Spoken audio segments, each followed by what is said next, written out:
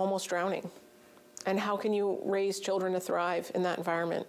Over the past couple months, CityNews has gathered submissions from foster parents across Manitoba in order to gain a better perspective on the many issues plaguing the state of child welfare in the province. And tonight, we shared their experiences. These children cannot wait any longer for change. Underfunding has created a crisis where children's needs are not being met, and foster parents are stretched thin. In over 100 submissions provided to CityNews from all across the province, the overwhelming majority of concerns centered around the dire need for increased funding, resources, and systemic supports, both for the children in care and the foster parents who open their hearts and homes to support them. With grocery prices expected to increase by $800 next year, and Manitoba having the highest child poverty report, these resources are woefully insufficient. Every child matters unless you're in Manitoba foster care.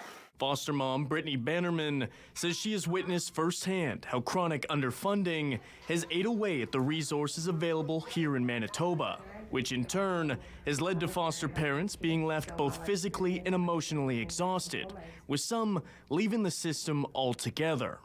More and more, we are asked to be more things and receiving less supports, and it's very hard to witness, and it's hard to watch other families struggle.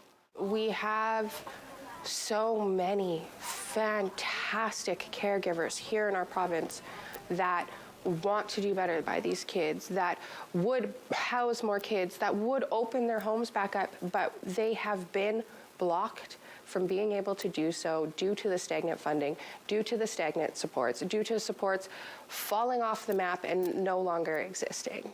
And while Manitoba's basic maintenance rate, which is used to cover the day-to-day needs of a child, saw its first increase in nearly 13 years last week in the form of a 10% bump, advocates argue when it comes to additional support, such as therapy, their needs often go unanswered. Before, again, therapy would be a given, and now it's not. Again, they're told to go to Jordan's Principle. They're told, you're on a wait list.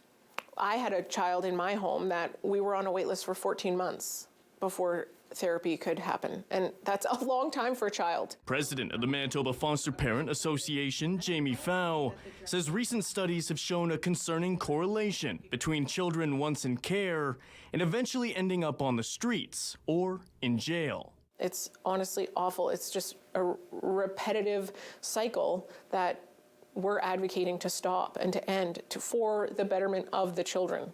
During a sit-down interview last week, Minister of Families Nahanni Fontaine, who was in foster care as a child, spoke on her appreciation for foster parents and the integral role that they play in the lives of nearly 7,000 children in care across the province. I appreciate all of the foster parents that, still, show up every single day and bring children into their homes and care for them and love them.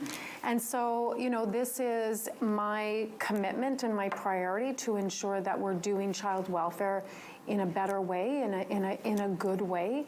After months of work behind the scenes, Fontaine says she was thrilled to announce last week's raise to basic maintenance rates and hinted that the child welfare state will look very different in 5 to 10 years' time, with many of the issues plaguing the system being interwoven, taking time and collaboration to address. All of them are connected, but you have to approach them in this very methodical and strategic way to be able to affect transformative and systemic change in child welfare. In Winnipeg, Kurt Black, CityNews.